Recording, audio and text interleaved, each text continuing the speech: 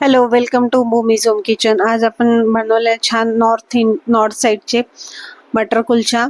आपल्याला दिल्ली साईडला खूप खायला मिळतात मटर आणि कुलचे किंवा छोले कुलचे. तर आज आपण बनवणार आहे मटर कुलचे.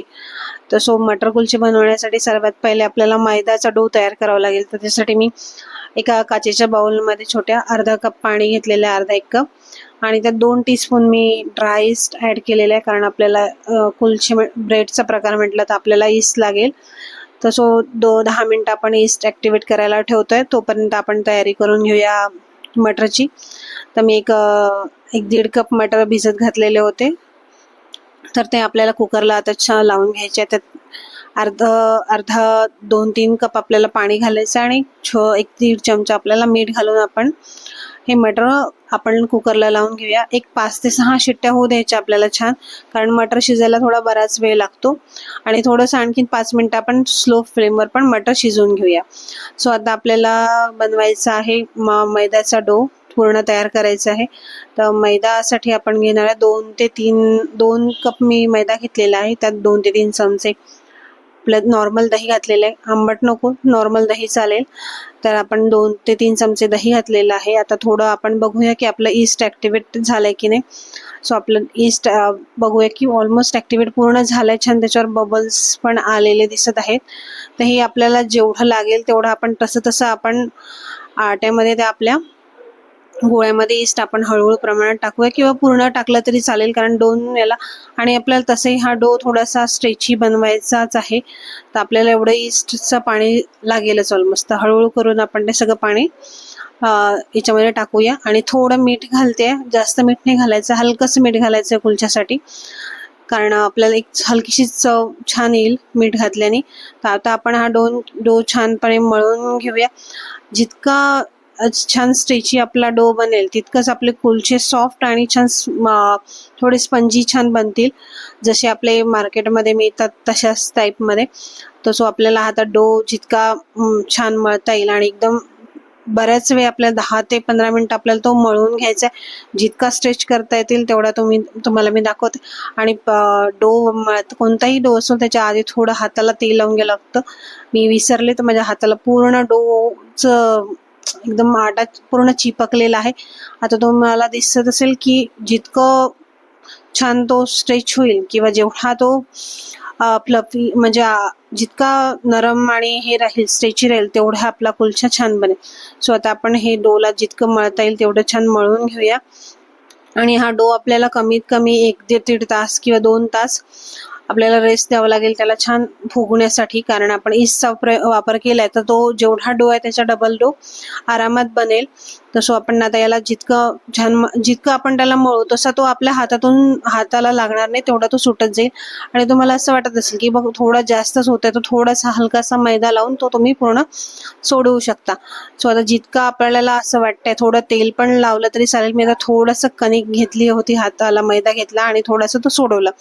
तर आता आपला डो छान तयार झालेला आहे एकदम. त्याला असं छान एक गोळा बनवून घेऊया.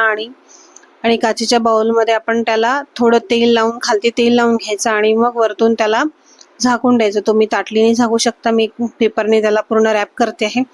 आता आपल्याला डोला आरामात 1 तास 1.5 तास रेस्ट द्यायची. तर आपण बघू शकतो आपले मटर ऑलमोस्ट छान झालेले आहेत, तयार बॉईल झाले चांगले. तर थोडेसे असं वाटतं की हलकेशी कमी वाटतंय शिजल्यासारखे, तर मी त्याला अजून एक 4-5 मिनटं आणखीन शिजवायला ठेवते, कारण जो मटर आहे तो थोडासा हलकासा वाटतोय. त्याच्यामुळे आपल्याला एकदम सॉफ्ट मटर, एकदम घुळला पाहिजे असा मटर आपल्याला हवाय. तर आपण जो मटरच्यासाठी आपल्याला एक मसाला तयार करून घ्यायचा आहे. त्यासाठी 2 चमचे धणेपूड, 1-1.5 चमचा तिखट आणि 1 चमचा किंवा 1.5 चमचा तुम्हाला हवं तसं चटपटीतपणानुसार चाट मसाला, 1 चमचा मी घेतला आहे काळे मीठ, 1 चमचा गरम मसाला आणि 2 ते 3-2.5 चमचे आपण धणेपूड घेतोय. आणि थोडंसं तुम्हाला जसं तिखट हवं असेल त्या प्रमाणात काळी मिरी पूड, मी 1 चमचा काळी मिरी पूड घातलेली आहे. आता हे आपण मिक्सरला छान फिरवून घेऊया. तशी फिरवण्याची गरज नाही, पण एक छान एकजीव होऊन जातं मीठ सगळे मसाले, तर तो मसाला एकदम छान परफेक्ट बनतो कुलच्यांचा मटरचा. तर आपल्याला मटरमध्ये जेव्हा आपण बॉईल केल्यानंतर आपल्याला मटरचा मसाला त्यात घालायचा आहे. तो मसाला आपला तयार करून झाले. आता दुसरं आपल्याला लागेल हिरवी चटणी. तर हिरवी चटणीमध्ये पुदिना घेतलेला आहे, कोथिंबीर हिरवी, 1-2 मिरची, थोडे आल्याचे तुकडे आणि आपल्याला छान हिरवं दिसायला हवी आपली चटणी.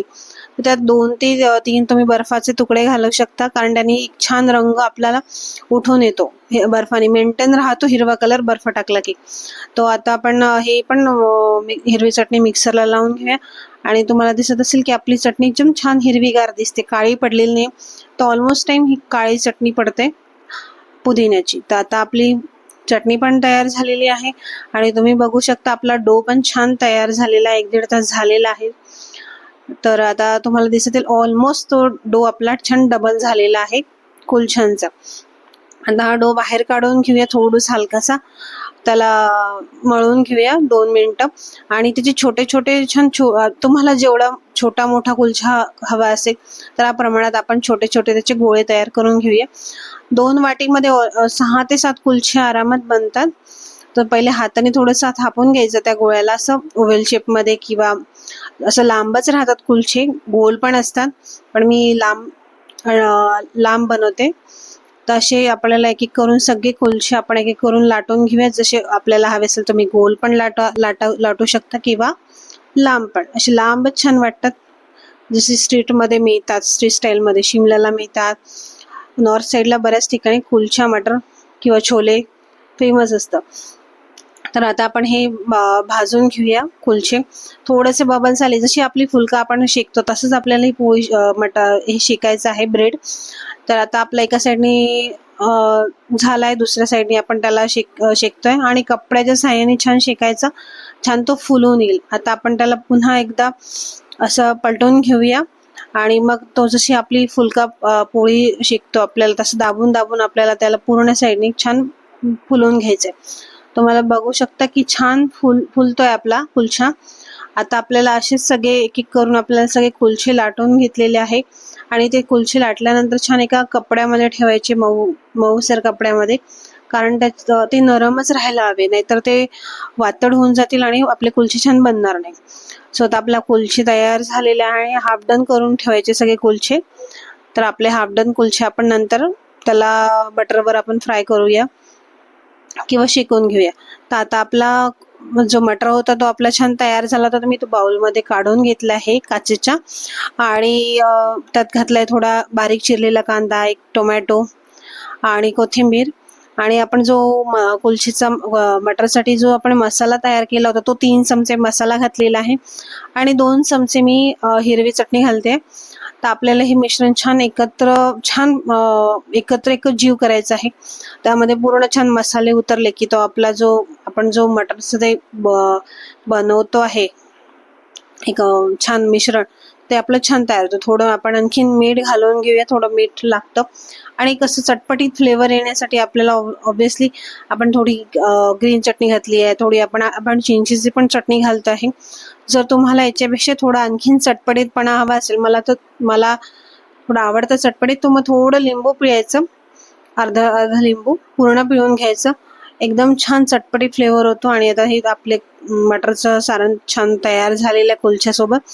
तर आपण आता एक साईडला काढून घेऊया आणि जे आपण कुलछे तयार केले होते ते आता आपण तव्यावर टाकूया भाजण्यासाठी.